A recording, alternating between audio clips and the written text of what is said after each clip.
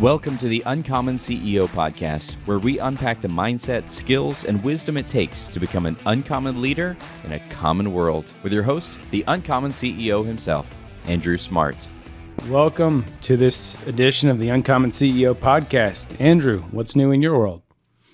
In my world, it's already been a busy summer. I can't believe that we're plowing away. We're halfway through swim team, which I'm excited about. I've got to work a meet tonight, and we've had all this rain. So I'm looking forward to the season. Moving on. We're actually in a division this year where, Botany Woods has, a good many kids, a lot of young kids, a lot of newer young kids, but we're in a division we shouldn't be in. We're going against like teams that have like 200 kids. Yeah. And so I appreciate this time, this season, but look forward to moving on towards July. I'm going to do a little vacation there at the end of July, so I'm ready to move that way. Other than that, it's been a pretty good month, pretty good end of the second quarter as we're working through things, and so I don't have much to complain about, but I know I got a lot to work on. Yeah, don't we all? Yeah, and we'll kind of get into some of my thoughts there that I've been working on as I've gone through this last quarter and looking at myself personally, looking as an organization, team, and so. But before I do that, how about you? How are you?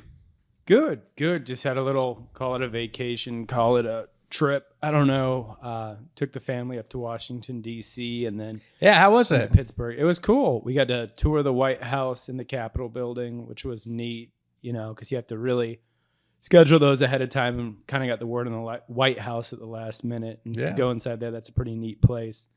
Then did a lot of walking, all the monuments and beautiful museums, and kids got a kick out of seeing the dinosaurs, and of course you got to go to the Natural History Museum and see we went.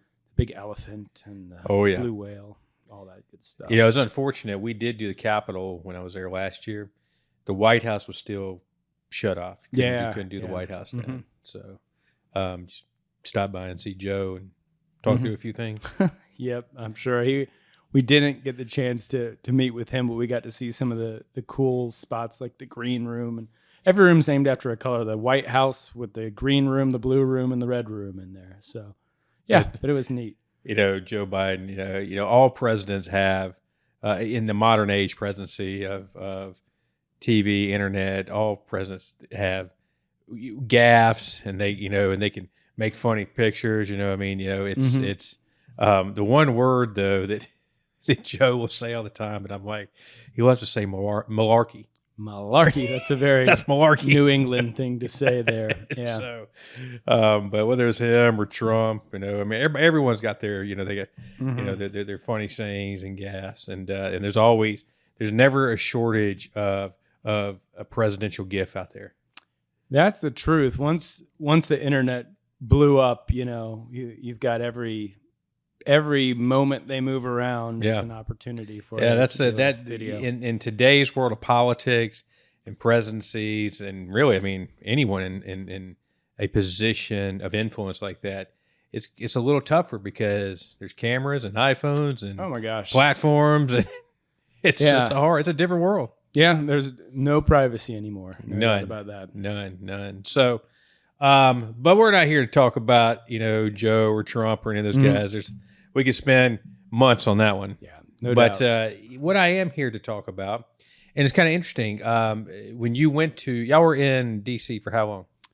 We were in there 4 days, 3 nights is how it shook out. Yeah. Did you notice being in a place like D.C., you 4 days there, you can take in a lot and you realize still how much you haven't been able to see? Oh, my gosh. Yeah. We were only able to hit a quarter of the museums on the National Mall. And, as much as we wanted to get over to the Jefferson Memorial, we were able to see Washington and Lincoln. You just couldn't budget enough time to do everything, especially with a 5-year-old you're dragging around. That's true. That's true. A lot of shoulder riding. That's the way we felt. You go to the Smithsonian, just alone going to the Smithsonian takes a good while. Oh, yeah, absolutely. And so, building off of hey, you've got these days in Washington, D.C., you're trying to take in as much as you can. I'm sure you had it all scheduled. To an extent, but sticking to that schedule, life gets in the way a little bit. But yeah, we had to schedule it or else we wouldn't have seen what we needed to, or, everything would revolve around that White House tour. If you're 15 minutes late, you're not going on it. So you had to make sure. You mentioned life kind of gets in the way of it. Well, would you agree that schedules are important? Yeah, absolutely. And are you good at, in life and your day-to-day life, are you good at organizing schedules? I think I'm pretty organized when it comes to scheduling, but yeah, there's curveballs that happen throughout the day. Having a digital calendar makes all the difference for me, for sure. Yeah, I used to not use it, and then I started using it. So I'm better at that today. I had a guy that worked for me good many years ago. We would all pick on him because he would keep his schedule, a couple of different things. He'd keep his notes in his schedule, one of the little bound books that we have, and we would look at his writing, and it was like so small. And I remember another guy that works for me, he says, "Man, that was like a murderer's handwriting." He just kind of like, Yeah. And so he was to the point I felt like maybe overscheduled. Yeah, I think I know who you're talking about. Yeah, yeah, it was like overscheduled. Yep. And so, but like I said, each to his own. But what I want to talk about, Matt, is we hear the word time management, right? Mm-hmm. It's kind of what we just went through. What are we doing in our day? What are we doing in our life? What are we doing month to month? Time management. We hear a lot on time management. Matter of fact, you can go buy books on time management. You can go listen to podcasts and YouTube play. I mean, time management is put out there a lot. Mm-hmm. But I ask you, why is it put out there a lot? Well, I mean, to me, I've seen how quickly a day, a week, a month can go by. And time management is so important because the chance to push things to the back or say, I'll get to that later, is so tempting. If you don't have a good time management routine, all of a sudden you'll go, gosh, it was June, now it's July, and I didn't accomplish what I set out to do.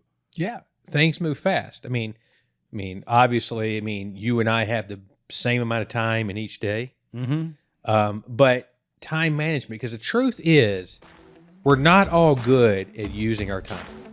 Yep. And so when you look at time management, I really think time management is all about how we manage ourselves. Mm-hmm. It's really broken in down to that. And I got a quote here from Thoreau. Okay. And said, "It's not enough to be busy. The question is, what are you busy about?" Mm-hmm. So, I think there's different spectrums. We can be overscheduled or we can not be scheduled. Yeah. And we look at, we can find ways in life to be busy. I'm sure every day that you come to the office, you find ways to be busy, right? Yeah. And I think you've mentioned a number of times that there's so many ways to be busy and not get things done. I think all of us are guilty of that. Yeah. So we identify and we admit that, okay, Matt and Andrew has the same amount of time, but we don't all use our time in the best ways. Mm-hmm. And so where does that really come down to? The difference between time management and managing yourself. Well, I was thinking about it, and as I've been doing some, like going through books and stuff I've been reading, I'm thinking about, okay, in my life, am I more focused on being busy, or am I focused on being effective? Mm-hmm. And there's a difference. No, absolutely. I think if we're to ask each other, what do you want to be? You and I both would say, well, I want to be effective. Yeah, everybody would. But there's something about often we get caught up in being busy, mm-hmm. because busyness plays out in our whole life. Just came off a weekend at the lake, all kind of family, friends, stuff like that. I felt busy. Yeah. There's always busyness around. But what I didn't accomplish rest. Yeah, that's how my DC trip was. I'll tell you that. Well, mm-hmm.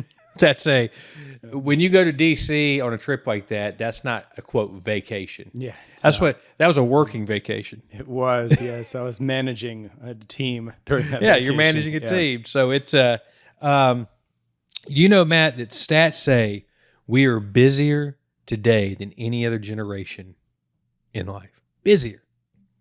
I believe that. I think today we get pulled in more directions than ever. And I'm telling you, I mean, especially if you have family, kids, things like that. I mean, there's just stuff going on all the time. Mm-hmm. I mean, you asked, how the summer's going. Okay, we're going to be in this podcast. I got to leave this podcast. I got to go to a swim meet. Those swim meets last. I mean, and I'm working this swim meet this week, and those swim meets might last till midnight. Yeah, parents deserve a trophy for taking part in the swim meets, I tell you. Look, I grew up swimming. I didn't know the hell I put, my mom through and that. I mean, that is just, I mean, boy, I can tell you, you're talking about going to a swim meet. Fortunately, this summer so far, it hasn't been overly hot on the swim meet. So, I mean, it's been kind of really mild. Yeah. But man, some of those swim meets where you're sitting out there and you're just baking. 100-degree weather. Yeah. Absolutely. Absolutely. But what I do see coming back to is this busyness in life and this time management. And I think too often we might put focus into time management over how do we manage ourselves. How do we manage ourselves? I mean, you've heard me talk before about the Pareto principle where we use the 80-20 kind of rule. Mm-hmm. That you can kind of base business, life, everything 80-20.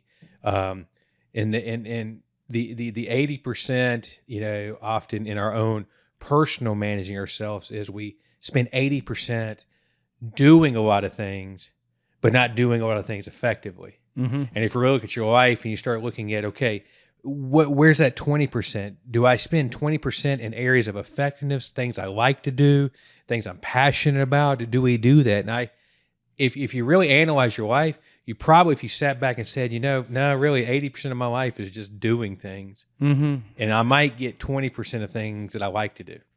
Yeah. And that I feel like I walk away saying I accomplished something or I'm passionate about that. I mean, you like to work, do woodwork. I mean, it would fall somewhere probably in that 20% category. I spend 20% of my time finding the last tool I set down. So there you go.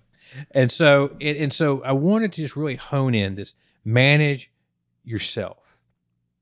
So, Matt, knowing that we spend too much of our time in areas that aren't effective, what is it? How can we become better at that? How can we move some of that percentage, beyond 20? How can we get that shifted over?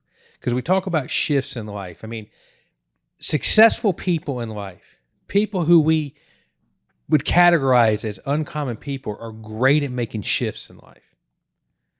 And most of their shifts that they make are the shifts that are going to help them be more effective. Mm-hmm. So, talking about how can we do that, Matt? Well, I think list making is always a good start. If you can see the end, being able to make the list that helps you get there, helps you take the steps and stages to get to your goal. That's one way to be more effective, in my opinion. And not just list of check the box to make me feel like I accomplished something, more so knowing the steps it's going to take you to get there, identifying them, and setting a timeline against them to get there. Are you a good list maker? I'm a decent list maker, but once again, it's when life gets in the way is where the wheels fall off. But yeah, generally I'm a pretty good list maker. I've seen this practice done. I've actually done it. I want to get better at it. A lot of the highly effective people that I know, look up to, study, those kind of things, they annually make a list. Mm-hmm. So they take time, usually at the end or very beginning of the year, and they say, hey, this is what I want to do this year. This is what I want to accomplish this year. Mm-hmm. And they truly lay out a plan of doing that. Well, the only way that's going to ever get accomplished is, am I willing to dedicate, that management time in myself to achieve these things? Mm-hmm. Because like what you just said, life has a way of getting in the way. People what I've learned in life is people have no problem sucking your time. Yeah, that's true. Yeah. I mean, it almost comes to the balance in a word that I've struggled with many times in my life. And I bet you have. Do you know the art of saying no? I struggle with it. I know the importance of it, and I've seen it put this way before. No is a complete sentence. I think that is a pretty darn good way to look at things. It is, and it's one that I've struggled with Yeah. for a lot of my life. I literally, candidly speaking, I didn't really want to have to serve on the swimming part that I'm doing tonight because Julie is going to do the timing. She called me and asked me would I be willing. You know, I've been asked to do this, and in my mind I'm going, golly, I got a bunch of things I need to go through. I got some things and I wrestled with it. Mm-hmm.